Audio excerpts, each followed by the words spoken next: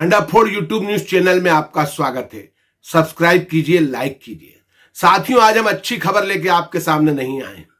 होशंगाबाद जिले की सिवनी मालवा विधानसभा क्षेत्र की आयपा गांव की घटना ने पूरे जिले को झकझोर करके रख दिया। भाई भाई का नहीं हो रहा, चाचा भतीजे का नहीं हो रहा, भतीजा चाचा का नहीं हो रहा। जमीन के एक टुकड़े के विवाद ने इतना बड़ा तूल पकड़ा कि यदुवंशी परिवार के 3 लोगों को उन्हीं के सगे रिश्तेदार ने मौत के घाट उतार दिया। निकृष्टता की हद तो तब हो गई कि एक 11 वर्ष के मासूम की भी हत्या कर दी गई। हत्या करने का जो तरीका आरोपियों ने अपनाया वो बहुत दर्दनाक है। हम ऐसे कोई वीडियो या कोई भी घटना के तथ्य आपको नहीं दिखाएंगे जिससे आपका मन विचलित हो। सिवनी मालवा के आयपा गांव की घटना निर्लज्जता की सीमाओं को दूर तक ले जाने वाली है। जो बाबरी घाट रोड है उसके कुछ आगे ही आयपा गांव है। यदुवंशी परिवार के लोग आपस में बहुत अच्छे तरीके से रहते थे, रिश्तेदारी थी, संबंध थे। पर जब जब भी जमीन के विवाद होते हैं तो खून खराबा ना हो ऐसा नहीं हो सकता। अनवर यदुवंशी ने अपने साथियों के साथ, जिसमें महिलाओं को भी आरोपी बनाया गया है, और 60 साल तक की वृद्ध महिला और 60 साल तक के पुरुष भी हत्या के आरोपी बनाए गए हैं। 10 में से 7 लोग पुलिस ने पकड़ भी लिए हैं।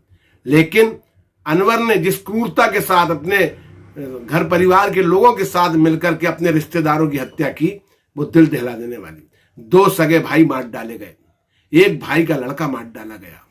आप बताइए कि जिस गांव में सुबह लोग निकले हों भगवान के भजन करने के लिए, जिस गांव में लोगों ने प्रार्थना की हो कि नर्मदा मैया आज हमारा दिन अच्छा जाए, उस गांव में होली आने के पहले खून की होली खेल ली गई।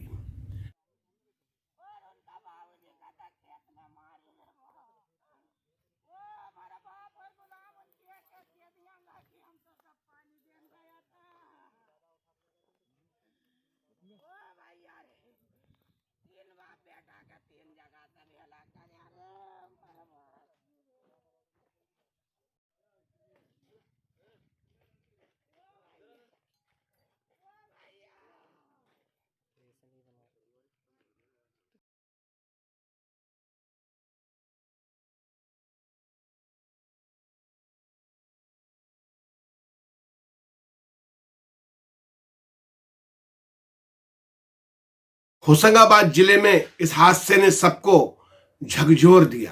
चाहे पुलिस का प्रशासन हो, चाहे प्रशासन के अन्य अधिकारी कर्मचारी हो, सब इस गहरी चिंता में है कि जमीन के एक टुकड़े के लिए आखिर रिश्तेदार ने रिश्तेदार की क्यों हत्या कर दी।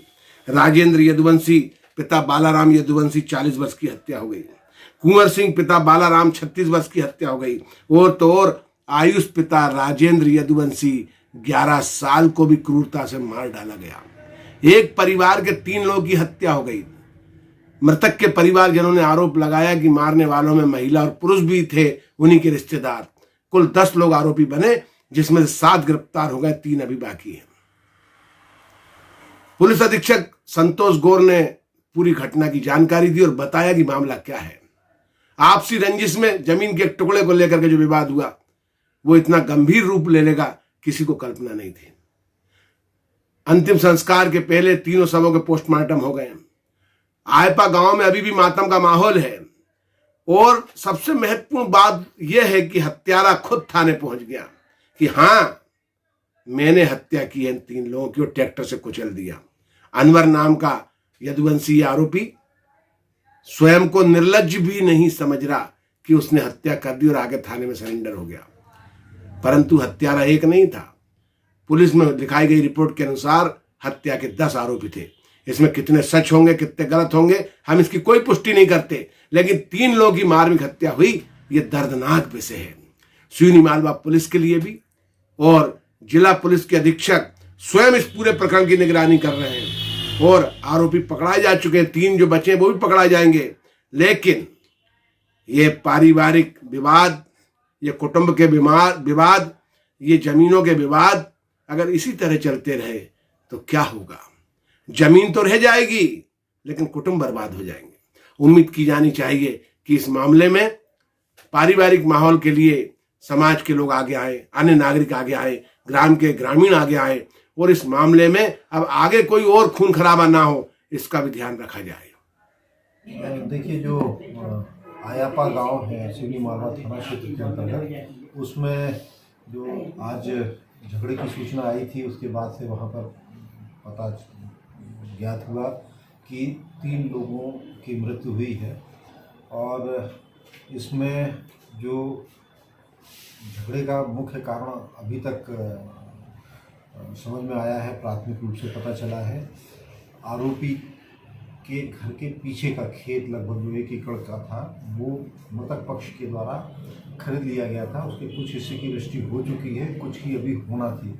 बोनी के समय अभी कुछ दिन पहले आपस में बोनी को लेके भी इनमें कुछ मनमुटाव हुआ था, विवाद हुआ था, और उसी को लेके आज ये जघन्यतम घटनाक्रम हुई जिसमें 3 लोगों की मृत्यु हुई है। इस पूरे मामले में लगभग 10 आरोपी हैं, जिसमें से 7 हिरासत में आ चुके हैं। 3 लोग उनके गिरफ्तारी के लिए हमारी टीम गई हुई है। शीघ्र ही उनको गिरफ्तार किया जाएगा।